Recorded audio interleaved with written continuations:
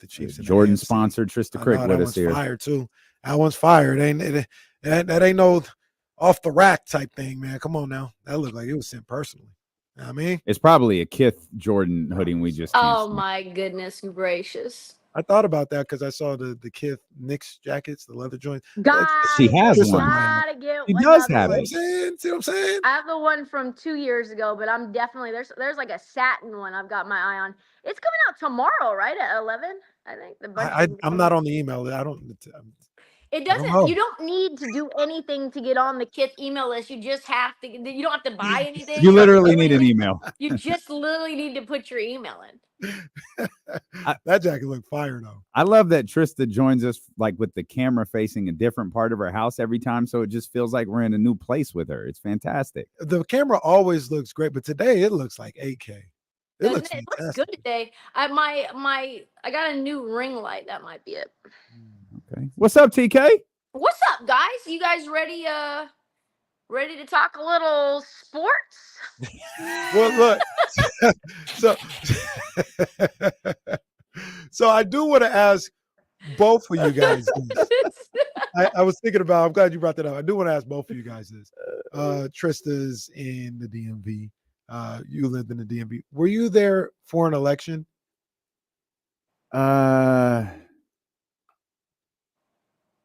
No. 16? No. Oh God. No, I was gone before that happened. I was going to ask, is the energy different around there during an election day? Because I mean, that is it's the epicenter. Is it a different type of energy around there on election day? Definitely. What I would say is that throughout the last week or two, you just can't get around. Even like there was a big Halloween kids situation on my little circle. So I live on I live literally on a circle, one way in, one way out. And so kids came around the circle to do their trick-or-treating. There's parents out there. There were the homeowners sitting out front. And as you talk to them, you couldn't get a few steps without, people wanting to talk about their feelings, people wanting to like process what the potential outcome of today could be. I went on a walk to just kind of clear my mind this morning, ran into a couple of young neighbors, and they're like, they're getting alcohol out. They're gonna put the projector on the outside of their house. They've got a what is it? A hot tub. They're ordering Detroit style pizza. Wait a minute. I'm telling you. What? Yes.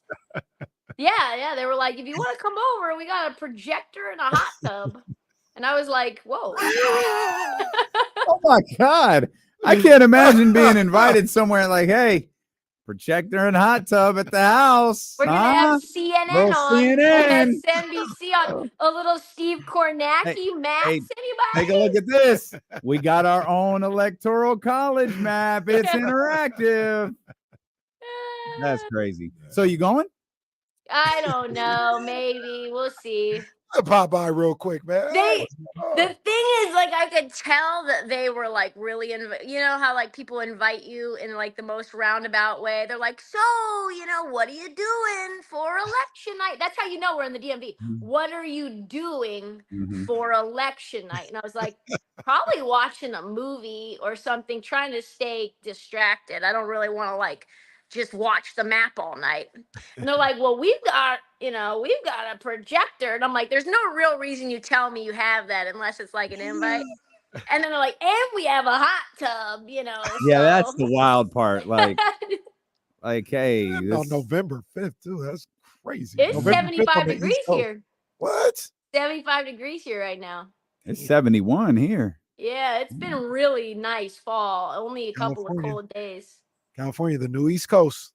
Man, I'm a hot tub and a projector. They're like, oh, you're getting pizza? We love pizza too. When did this? They want you to bring the pizza to their house. Come on, man. I don't remember Clinton versus Dole being an event like this. I went to a 2016 election get together in LA.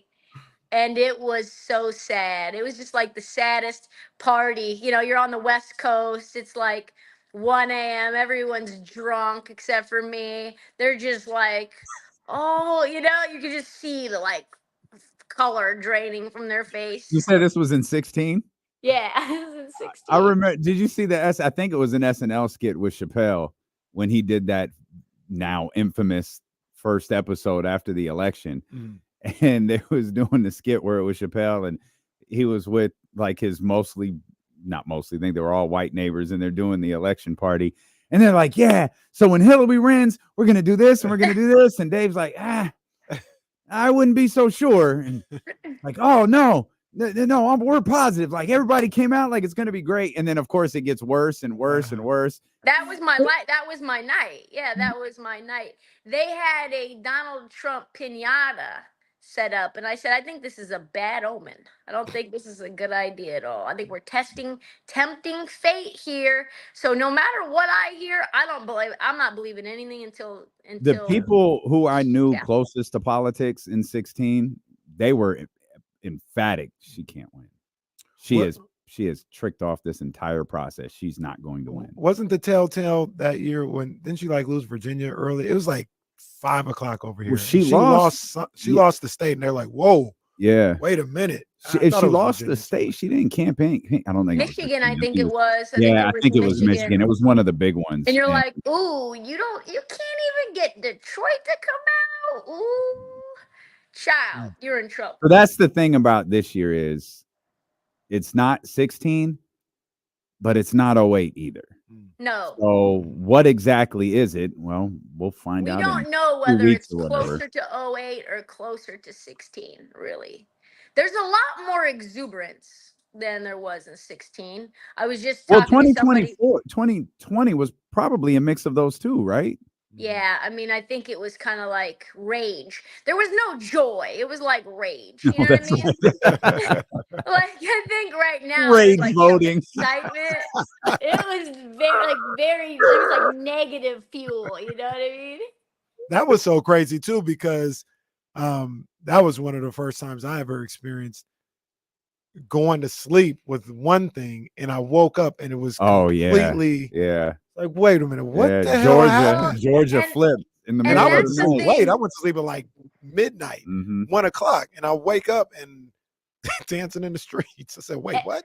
And that's the thing about the way that these states. So I listened to a podcast today that kind of gave you a breakdown of why certain states report in a certain way. Like Florida, for example, they've been counting mail-in ballots for days. They've been doing this. Like some states have to start at 5, or they have to start today at a certain time, right? So the states. So then, if you say, okay, well, mail-in is going to take longer, and there's a higher percentage of Democrats that are mail-in voting, and you're being able to collect all of the in-person voting early, then the states are gonna flip, right? Like once you get like a huge percentage of a different electorate, then all of a sudden you're going to feel okey doked, which is what fuels people thinking that this like election was quote unquote stolen in 2020. Because like, oh, wait a minute now. Like, yeah, I thought Trump was ready to go. And it's like, I woke up and he lost Georgia. He lost Arizona. He lost Nevada. So I could see that happening again today. The only way it won't, and I don't know, I'm not like some sort of thing. I know nothing. But like everybody keeps talking about Pennsylvania and how fast, really just about the speed, just how fast that they can start counting these ballots, because they've changed some sort of rules on how they used to count ballots before and how they can do it now. So it's like the efficiency. Yeah, it's the first time I remember reading this morning where states are like, yeah, we're confident we can get the count in tonight. Like, when did this become, like, what? And we talked to Dr. Flo, who we're hoping is the next mayor of Sacramento. She's like, part of that is the mail-in ballots and what you just kind of laid out, that everyone kind of does this all differently, which is weird. It's a national election. Weird. It kind of should be universal. We should have a way that we orchestrate all of this. It feels pretty important, but Who knows? Who knows? Who knows? Man. All right. We'll all Let's get get through it to it. together. Yeah, Okay. we'll all get through it together. I hadn't brought up. We were talking a little bit about the Chiefs a second ago, getting the win last night. Do you think the Chiefs are? Do you think the Chiefs are like a legit 8-0, or are they on the verge of something going wrong? I mean, I think it's just every year we want to like kind of hope that they're gonna fall. Like that's what I think it really is we discount them. We figure out ways to discredit, like they don't have as many weapons and Isaiah Pacheco is hurt and D-Hop, you needed to trade for D-Hop, he gets 2 touchdowns. Is Travis Kelsey gonna be able to sustain? I mean, the questions are all the same every year, right? But the truth of the matter is Mahomes, Steve Spagnuolo, defensive coordinator, Andy Reid calling plays, and bums and a good defense, titles. That's just what it is. They don't need anybody in particular. I picked up Kareem Hunt off of waivers in fantasy, and he damn near was the highest scorer on my team, including my quarterback. Kareem Hunt, who was sitting on his couch like 4 weeks ago. It doesn't matter who they get. Like they can do this with anybody. McCole Hardman. They had Kadarius Toney last year. They had MVS, Marquez Valdez Scantling, Juju Smith Schuster, guys that in any other system would be wildly ineffective and make their quarterback look like trash. But it doesn't really, I mean, at the end of the day, I hate to like say it doesn't matter. They look, of course, like the most vulnerable 8-0 team, but they're still 8-0 with all those questions. So how scared should we be? Pretty damn scared. I think this year, and it doesn't mean they can't win, or I'm not predicting that. I think this year is going to be tough for them. I think it's going to be tough. I'll even say it like this: if they win the Super Bowl, you're going to hear Andy Reid and Patrick Mahomes like, man, this was the toughest one. This one. Oh, they're I going think that was LeBron on last them. year. I think that was last year. They didn't really get better from last year.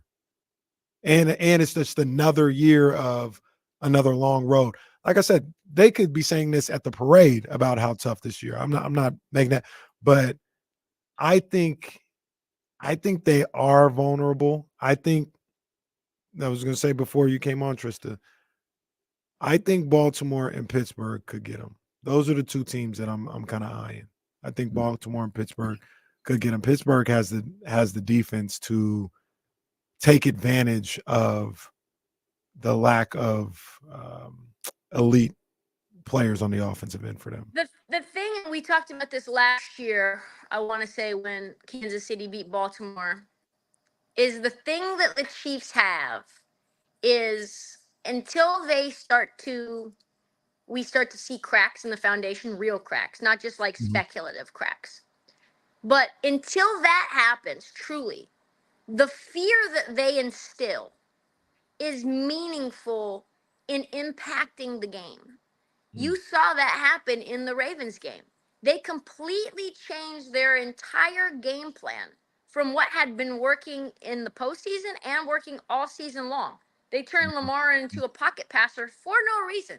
There were multiple roughing penalties, holding penalties, just lapses in judgment based on frustration. Because the Chiefs get the calls, the Chiefs piss you off, get under your skin, and then you start to make mistakes, which to me is like the X factor for them in terms of giving them an edge when maybe they don't have as much talent as Baltimore has. Maybe they don't have as good of a defense as Pittsburgh does. But I tell you what, Pittsburgh's offense, I don't think is going to be able to stand up, even with what we've seen so far with this Russell Wilson reemergence over the last couple of weeks.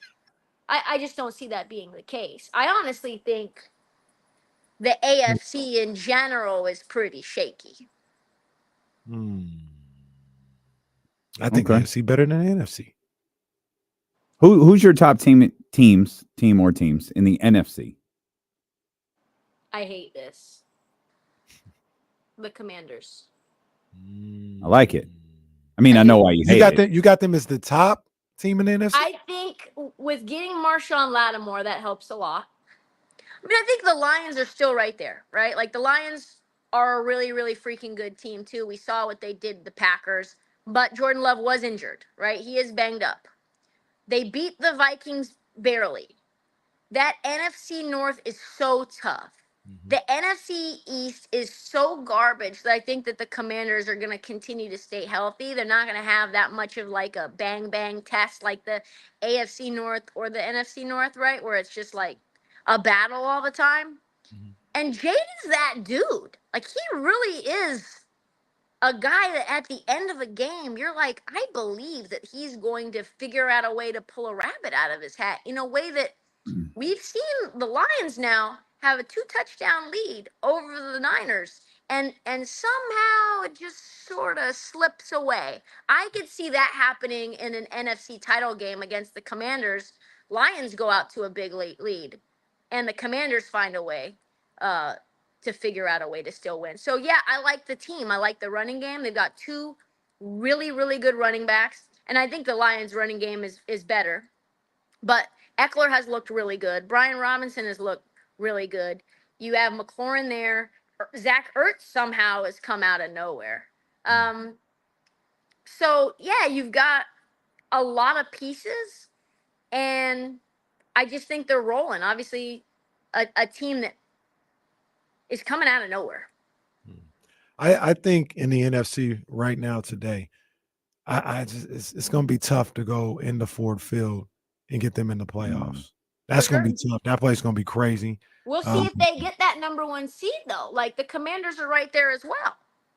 Yeah, but the Lions, we talked about how tough the North is, and the Lions have already dispatched the whole damn division on the road. Well, they haven't played Chicago both times yet, but they went on the road and beat Green Bay, went on the road and beat Minnesota. They got to come to Detroit now. So I It's would hard to win 2 games. It's hard to win all your divisional games. Right. I think they'll probably at least split a couple of those. I bet the Vikings get them. I don't think the Bears get them, but maybe the Packers if they're healthy. I'm also just gonna say, Niners lurking. Niners lurking. That's fine. Niners lurking. That's win fine. the division. And then win a division, and if we got to go to Washington, then we got to go to Washington. I ain't The tripping. disgust I on ain't tripping. Trista's face when you said that. I ain't tripping. We got to. I like Jaden too. I like Jaden too. But if win a wild card game, win a division, we got to go to Washington. All right. Wheels up. Wheels up. All right. Wheels up. Okay. I mean, like, why do we have to reset? I mean, why are we centering ourselves? Like, I don't know. You're what are you, 3rd in the division right now? I think you should just like focus on the division. Like I said, man, got to get past those Cardinals first. I'm just saying it now on November 5th. You got to worry about the Rams, who have been a dumpster fire. Everybody's been injured all season long. Like Cooper Kupp was out for 8 weeks. Puka just got back. Then he immediately got ejected midway through that game.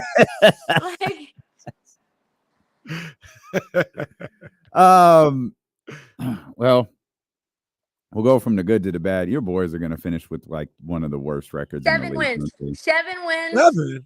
7 wins. So they got what? 5 now. So it's going to be Panthers and probably Giants. Those are the only 2 wins I see left for them. And we'll see about the Panthers. It's so bad. And I knew they don't have 5 wins, do they? They have 3, don't they? 3 wins. I think I saw 7 on the board as I was counting. Maybe 5, maybe 6. I don't know. It's bad. It's really bad. Maybe 5, maybe 6. Not going to be a lot either way, I think is what TK is saying. I've been saying this for years. This is tough. Yeah, this is bad tough. schedule.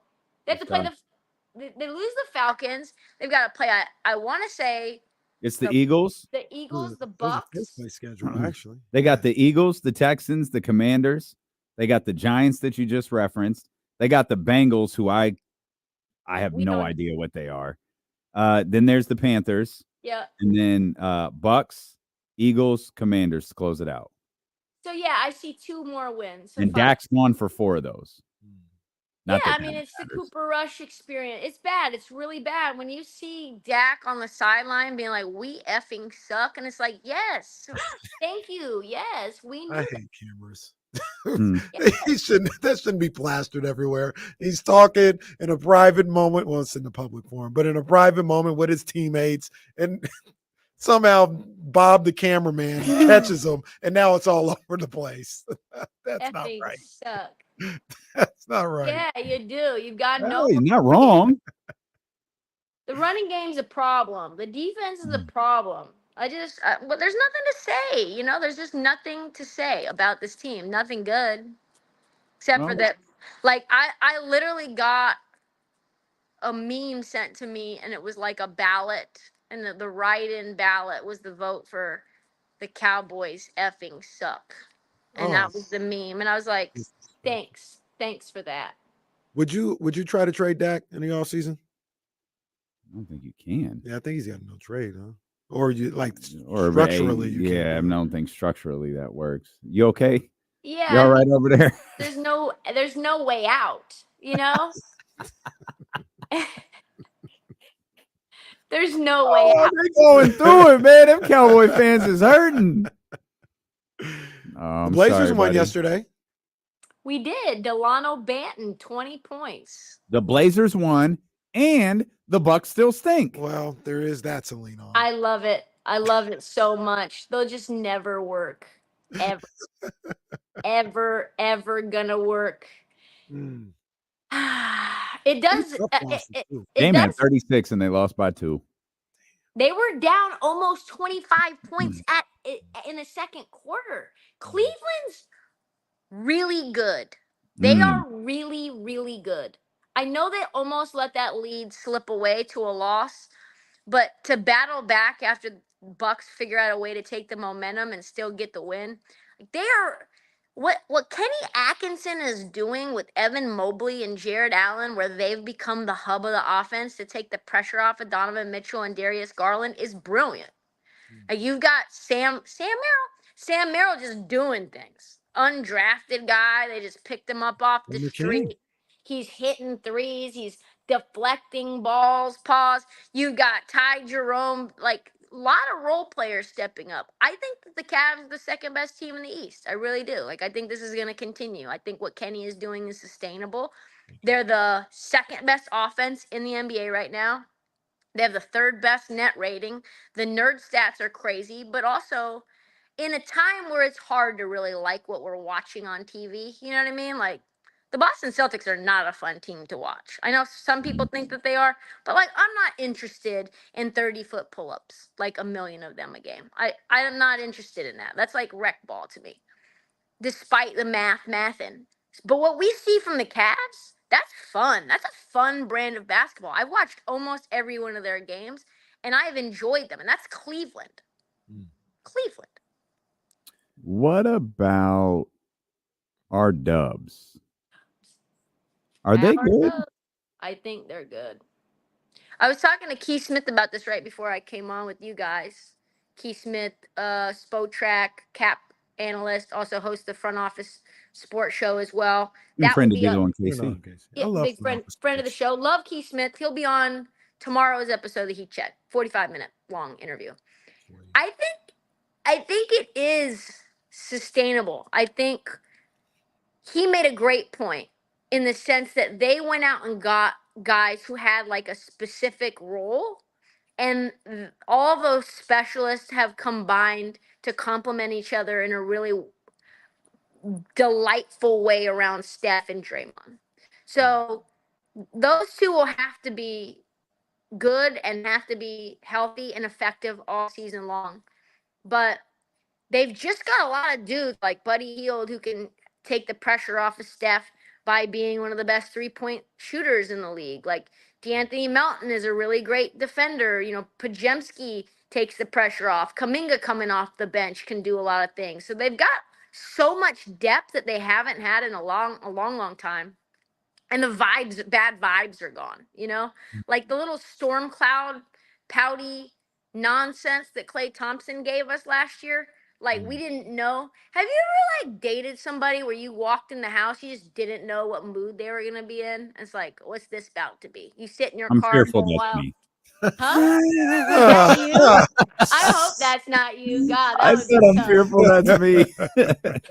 Like they come in and they like sit in the driveway for a while just to like suss how things are out. Like whatever I need to do, I should do it now in the driveway. Like look up my phone, do some doom scrolling because I don't know what I'm about to walk into. Just erratic. That's like Clay. That was what it felt like on a day-to-day basis with Clay.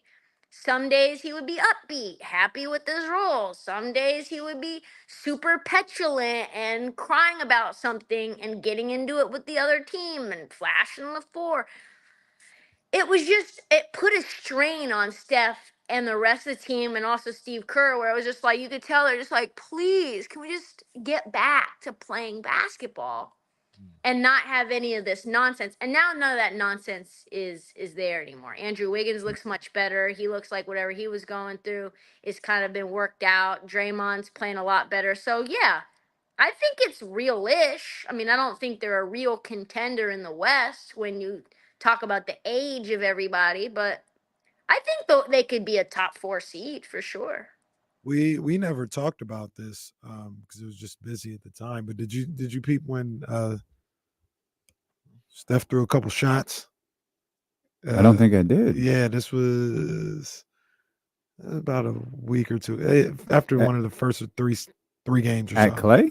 Well, he talked about indirectly, but there was some things going on. So he's post game, he's like, yeah, we're kind of like what Trysta just said. Mm-hmm. He's like, yeah, it's good. We got guys that are all here and all tapped into what we're trying to do as a group, as a team, not really coming in with attitudes or if they don't start or if they don't play a certain amount of minutes or like it somebody they put it out there like, Steph taking shots at Clay. And I was like, nah. And I started to listen more and more. It's a detailed answer. It was Who like, else yeah. could it be? It's not Chris Paul that he's talking about.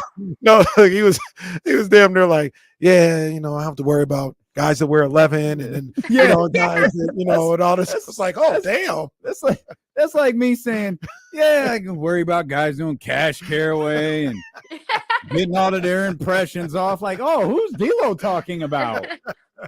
But yeah, he said basically what Trysta just talked about like a week and a half ago, and it was kind of surprising to hear that come from Steph Curry because I wouldn't expect him, whether that's how everybody's feels or not, like in that locker room how they feel or not. I would expect Steph to like. You know how much you have to suck for Steph to say something.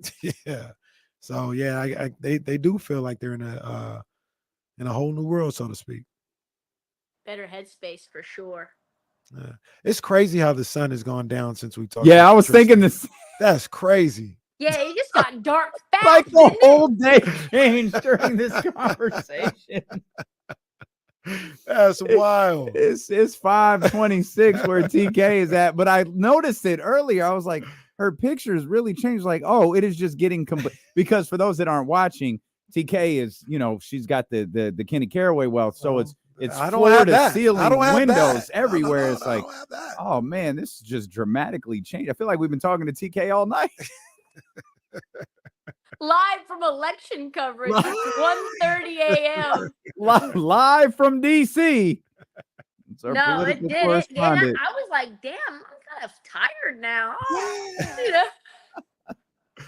Well, I hate daylight savings time. I would much rather it be dark in the morning when I'm asleep than dark at night when I'm up, and want to stay up. You know what I mean? I agree. I think it's the worst thing ever. I was trying to find before you left. Things ever. I don't know if I'm going to be able to find it, but damn, our girl JS, there it goes. Just call back to the earlier in the conversation. JS Mama 916. They're trying to lure you into something over there. Well, I was going to ask about the lure. I don't know. Hot tubs and projectors does not sound like that. Does not sound like lure Trysta into something. So I don't know if you're gonna go over there or not, man. I don't know. I'm a FaceTime there's you in about 4 hours. Lights. There's no street lights down these streets. There's no. I don't even know if we have a police department. This might be the last you see of me. No, well, I'm FaceTiming you in 4 hours to make sure you're not in a hot tub near a projector. Just gonna answer. Hey, Damien. Hey, yeah, election 2024. Yeah, but what she's holding is a Coke Zero. Yeah, exactly. It's like, oh yeah, no, we're breaking the baby oil out later. All right, man. All right. Well, they do election night coverage differently in DC. That's for sure. We love you, TK. Love you guys. Yeah, stay. Good luck. Nah, stay at the house tonight. Don't go down the street, okay? They've already texted me 3 No, times. nah, since I've that's been not normal. on the- Nah. on the show. Hey, Trysta, you coming down? Why do they sound like that? He's racially profiling my I think area, that's by the way. It could be a black couple. I don't know. Listen, we got at least like it's a mixed situation over there. Okay, we got DMV. It's the DMV. yeah, we got Brendan and Nani. You know what I mean? Brendan and Nani, and they got a little baby as well. So the baby's you can't really commit like anything too crazy when you've got an infant, right? Like you can't really like, you can't like buzzsaw. You can't like take the buzzsaw. No. They're gonna party. They ain't gonna be no murder. Oh, okay. They're trying to party. Yeah, if they're breaking out the baby oil, they're looking for a. Well, maybe just for the baby. Who knows? All right. Well, like I said, I'm going to check on you in a few hours just to see where you're at. All right. Talk to you guys soon. Love you, TK. Love you. Bye. Trysta Krick, Heat Check Pod drops tomorrow.